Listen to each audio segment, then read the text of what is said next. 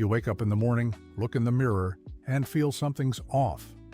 It's not a sharp pain, nothing that sends you to the ER. It's something subtler, more insidious. It's that constant fatigue that no amount of sleep can fix. It's that stubborn belly bloat that seems to have moved in permanently, that heavy feeling after every meal. That sense that your body is carrying a weight it shouldn't be. You go to the doctor, get your routine checkup, and maybe the doctor looks at the results with an expression you can't quite read, saying something like, "Your labs are a little off, we'll keep an eye on it."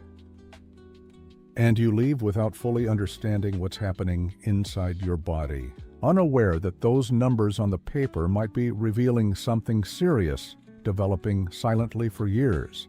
The problem is, the damage can be happening long before you notice any clear symptoms.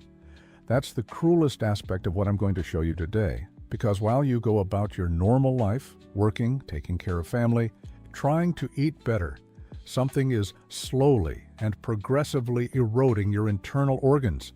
And the worst part is, this poison doesn't come from outside. It's not a bacteria or a virus.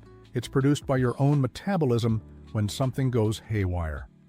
It circulates through your bloodstream, deposits in your cells, inflames your tissues, and compromises your liver, heart, kidneys, and pancreas simultaneously before you even realize something is seriously wrong. I know this sounds scary, and I completely understand what you might be feeling right now. Maybe you've already received a related diagnosis. Maybe your labs are already showing warning signs, or maybe you're here simply because you feel something isn't right and you want to understand.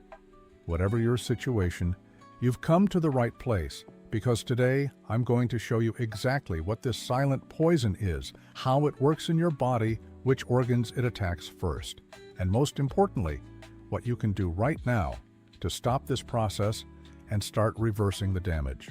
Stick with me until the end, because the information I'm about to share could literally change the course of your health. A study published in 2023 in the Journal of Hepatology revealed something that put the medical community on high alert.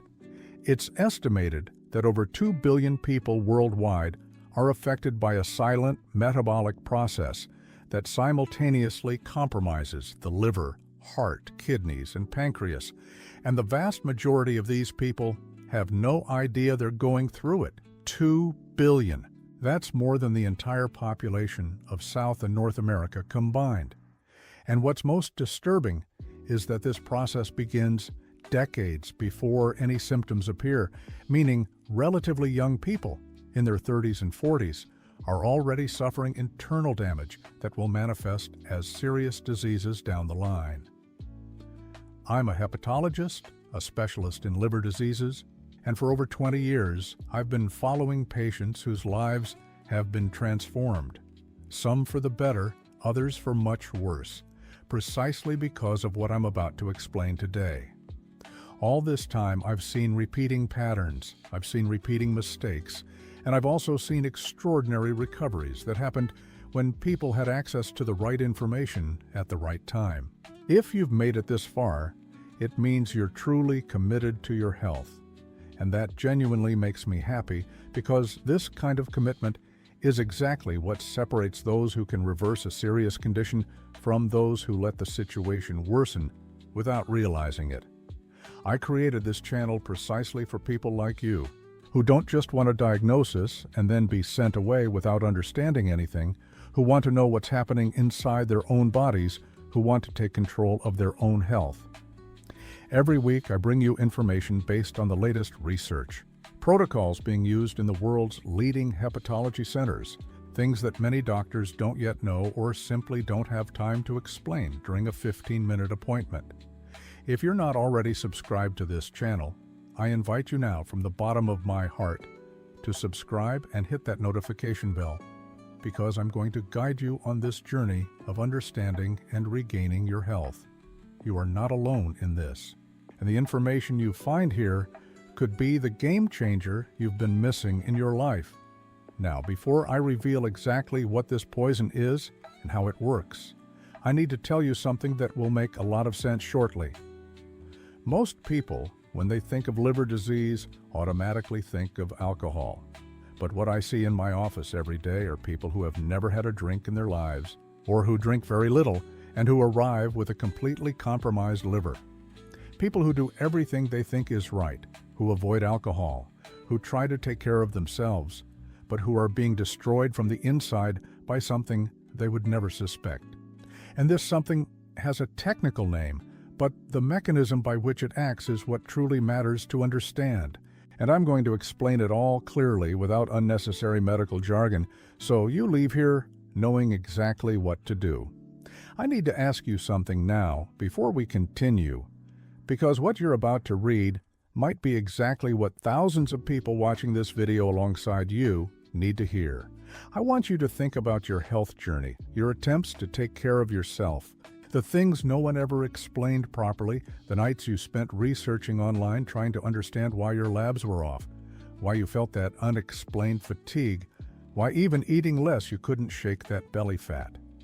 And I want you to comment below right now using these words if you wish. You can copy it exactly like this: my organs are in danger and I need help. There's no shame in that. On the contrary, when you comment, you're signaling to others here that they're not alone. You're creating a chain of support that strengthens everyone. I read every comment. Your story matters to me, and your courage to admit you need help is the first step toward real transformation. Comment now. Comment. The silent poison I'm talking about has a name you've probably heard but may not have connected to all of this. It's called visceral fat, and the process it triggers is called lipotoxicity. When the body accumulates excess fat, especially the fat that deposits around internal organs and within liver cells themselves, something very dangerous begins to happen. This fat isn't just sitting there, taking up space. It's metabolically active, meaning it's constantly churning out inflammatory substances, releasing free fatty acids into your bloodstream, and completely messing with how your body processes sugar and insulin. Your liver, the body's main filtration and metabolism hub, tries its best to handle all this excess fat, but eventually it just can't keep up. It starts accumulating this excess fat within the liver cells themselves. That's called hepatic steatosis, or fatty liver. And it's the beginning of a cascade of damage that can lead to severe consequences if it's not stopped. What makes this process so insidious is that it happens in stages, and the early stages are completely silent. In the initial phase, fat builds up in liver cells without causing significant inflammation. The liver is still functioning, and tests might only show a slight elevation in liver enzymes, like ALT and AST. You won't feel much of anything. Many doctors look at these slightly altered results and tell patients to watch their diet and come back in 6 months. But what's happening beneath the surface is that the clock has already started ticking. If the process isn't reversed at this stage, the liver starts to get inflamed, and the condition progresses to what we call non-alcoholic steatohepatitis, or NASH. At this stage, liver cells are already being damaged, cell death is occurring, and the body tries to repair this damage by producing scar tissue. This scar tissue is fibrosis, and when it advances too far, the liver progressively loses its ability to function, leading to cirrhosis, which is irreversible damage. But the liver isn't the only organ suffering from this lipotoxicity. At the same time the liver is being damaged, the pancreas is also being overloaded because it has to produce increasingly larger amounts of insulin to try and overcome the resistance that cells develop when they're saturated with fat.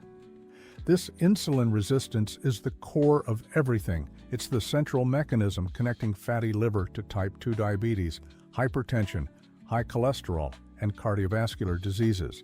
The heart suffers because the arteries are exposed to high levels of triglycerides and oxidized LDL, which form atherosclerotic plaques that gradually narrow the vessels. The kidneys suffer because hypertension and high blood sugar levels damage the tiny vessels that filter blood, progressively compromising kidney function. And all of this happens simultaneously, interconnected. while you go about your life, unaware it's happening. Comment below if you've had your ALT and AST levels checked and what your results were. This information is important, and I'll explain in a bit what those numbers really mean and what level should be an immediate red flag. Let me tell you the story of Marcia, a 52-year-old teacher who was referred to my office by her general practitioner with a complaint that sounds simple but hid a much more serious reality. Marcia complained of chronic fatigue, mild pain on the right side of her abdomen that she thought was a muscle or rib issue, and abdominal bloating that wouldn't go away even with diet. She was a dedicated woman, took care of her family, worked hard, and had that profile I see so often, the woman who takes care of everyone but herself. When I looked at her labs, I saw a TGP of 180, almost 4 times the upper limit of normal, a TGO of 140, triglycerides of 380, and a fasting glucose of 118, already in the pre-diabetes range. The ultrasound showed a liver with diffusely increased echogenicity, consistent with grade 2 hepatic steatosis, meaning moderate. Marcia went silent when she read those results. She looked at me and asked, "Doctor, is this reversible?" And I still remember the moment I replied, "Marcia, it depends on what you do starting today." Marcia's story is the story of millions of people who don't know they're in this situation. She didn't drink alcohol, never smoked, thought she ate reasonably well, and still reached this level of liver compromise. And do you know what caused all of this? A combination of factors she never would have identified on her own: decades of high consumption of refined carbohydrates, chronic stress that elevated cortisol and favored abdominal fat accumulation, progressive sedentary lifestyle that had set in over the last few years, and a genetic predisposition that made her metabolism more sensitive to these factors than others. All of this together had created the perfect storm for the development of metabolic syndrome and advanced fatty liver. Now I'll explain very clearly why what you eat affects your liver so directly, and why certain foods that seem harmless are literally the fuel for this destructive process. The liver is responsible for processing virtually everything you ingest. When you eat carbohydrates, they are broken down into glucose, which enters the bloodstream and stimulates the pancreas to release insulin. Insulin acts like a key that unlocks cells to let glucose in to be used for energy. But when you consume excess carbohydrates, especially refined ones like white flour, sugar, sodas, processed juices, and ultra-processed products, glucose spikes faster than the body can use it, and the pancreas has to release large amounts of insulin to keep up.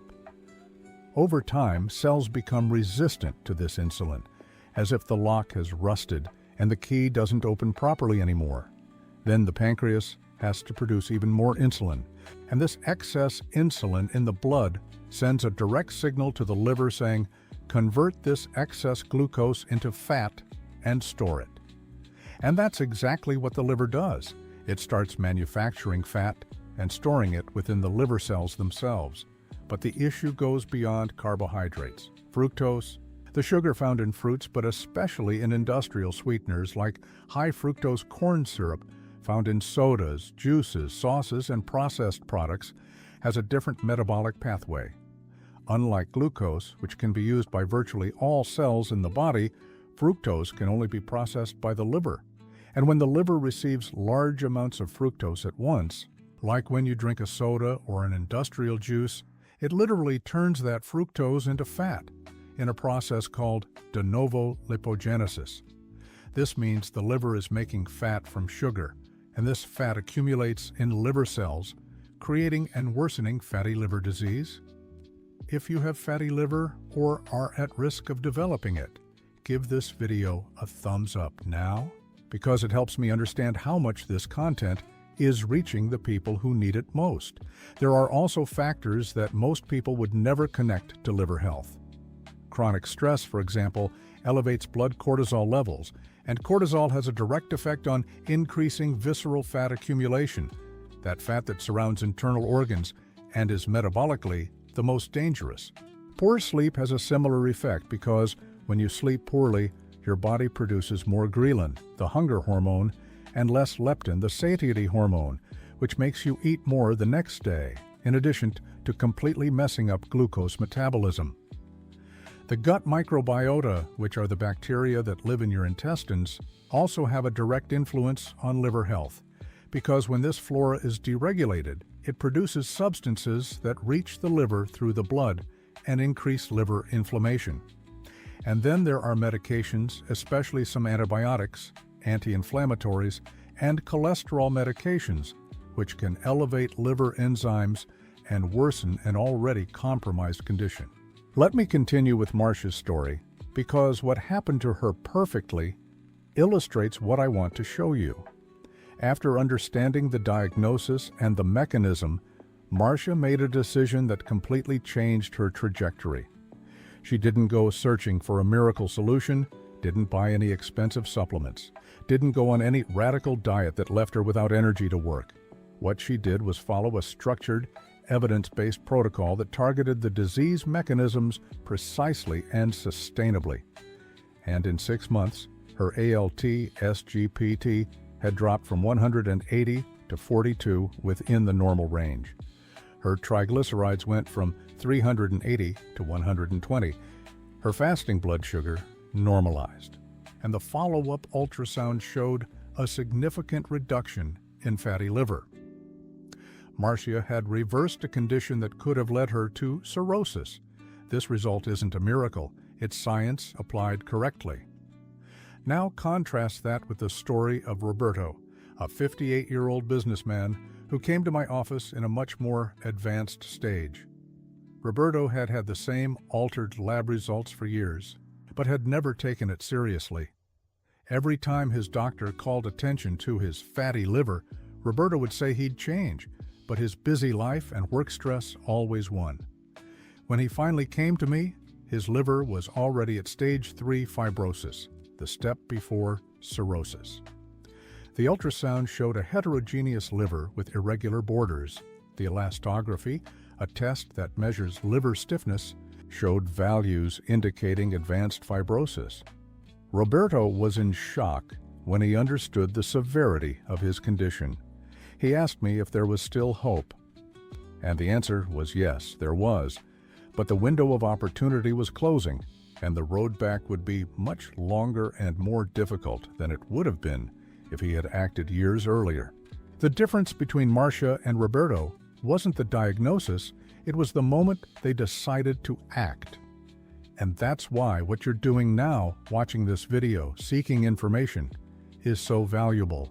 Because the right information at the right time can be the difference between a complete reversal and permanent damage. Comment below if you've tried to reverse fatty liver and haven't succeeded, because I want to understand your difficulties and can help you with more specific information in future videos. Now I'm going to show you the protocol I use with my patients, the one that generated results like the ones I told you about in Marcia's story. This protocol has 5 fundamental pillars, and they need to be applied in an integrated way to generate maximum results. The first pillar is reducing refined carbohydrates and industrial fructose. This doesn't necessarily mean going on a radical ketogenic diet, but it means eliminating or drastically reducing the foods that most stimulate hepatic lipogenesis: sodas, processed juices, white bread, refined pasta, cookies, cakes, and any product that has sugar, high fructose corn syrup, or white flour as its main ingredients. In their place, the focus shifts to quality proteins, healthy fats like extra virgin olive oil, avocado, and nuts, and low glycemic index carbohydrates like vegetables, leafy greens, and legumes. The second pillar is physical exercise, and here there's a specificity that few people know. Moderate aerobic exercise like brisk walking, cycling, or swimming has a direct effect on reducing liver fat, even without significant weight loss. Studies show that 30 minutes of moderate aerobic exercise 5 times a week reduces liver fat by up to 30% in 12 weeks, regardless of dietary changes. And when combined with strength training, the effect is even more potent, because muscle is one of the body's largest glucose consumers, and the more muscle mass you have, the more efficient your glucose metabolism becomes, and the less load falls on the liver. The third pillar is stress and sleep management. This is underestimated by 90% of patients and by a good portion of doctors. But the evidence is clear. Chronic stress and poor sleep sabotage any diet and exercise protocol. Stress management techniques like diaphragmatic breathing, meditation, yoga, or simply having intentional rest moments throughout the day reduce cortisol levels and have a measurable impact on reducing visceral fat and improving liver enzymes. Sleeping between 7 and 9 hours a night with quality is as important as any medication. The fourth pillar is gut microbiota modulation. This is an area that has exploded in research in recent years, and the data are very encouraging. A healthy gut microbiota, rich in beneficial bacteria, reduces the amount of inflammatory substances reaching the liver, improves insulin sensitivity, and even modulates appetite. Fermented foods like kefir, plain unsweetened yogurt, sauerkraut, and kimchi, combined with foods rich in prebiotic fibers like garlic, onions, asparagus, green bananas, and oats, create an intestinal environment that significantly protects the liver. The fifth pillar is supplements with scientific evidence. And here I need to be very critical because there's a lot of misleading advertising in this area. The most solid evidence for fatty liver disease lies in specific doses of vitamin E for non-diabetic patients. Omega-3s at therapeutic doses of 2 to 4 grams per day of combined EPA and DHA. Silymarin extracted from milk thistle at 140 milligrams 3 times a day, and ursodeoxycholic acid in specific cases where the bile ducts are also compromised. But I want to make it very clear that no supplement replaces the 4 foundational pillars. They act as enhancers when the groundwork is already being laid. A question that comes up very frequently is about monitoring tests. How many times a year should I get blood work done? The answer depends on the stage of the disease. For those with simple fatty liver without fibrosis, tests every 6 months are sufficient while following the lifestyle change protocol. For those who already have steatohepatitis or fibrosis, the ideal is to monitor every 3 months for the first 2 years, then space it out according to progress. In addition to blood tests for AST-TGO, ALT-TGP, and GGT, it's important to have an ultrasound annually, and in cases of suspected fibrosis, liver elastography is much more accurate than ultrasound for assessing liver stiffness and detecting early fibrosis. Another common question is whether there's a specific medication for fatty liver. As of the time this video was recorded, there's no medication approved specifically for simple fatty liver disease. For steatohepatitis with fibrosis, there are some medications in advanced stages of clinical trials, but they are not yet widely available. What exists are medications that treat associated conditions such as metformin for insulin resistance and diabetes, statins for cholesterol in specific cases, and fibrates for very high triglycerides. But the main treatment, the one with the most consistent evidence, is lifestyle change. This might sound disappointing to those expecting a magic pill, but in reality, it's liberating because it means you have the power to change this situation in your own hands. Let me tell you about another case that illustrates a very important aspect. Carlos was 41 years old, worked as a systems analyst, spent 12 hours a day sitting in front of his computer, and basically ate fast food and delivery. He came to my office with AST at 230, ALT at 310, levels of alteration that would scare any doctor, and a grade 3 fatty liver on ultrasound, meaning severe. Carlos was obese with a body mass index of 38 and had just been diagnosed with type 2 diabetes. He was desperate. He looked at me and said he didn't know where to start, that he had tried to lose weight several times and never succeeded, that he thought he was weak, that he lacked willpower.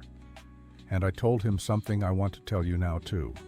The problem was never willpower. The problem was a lack of strategy. When you have the right strategy, the results come.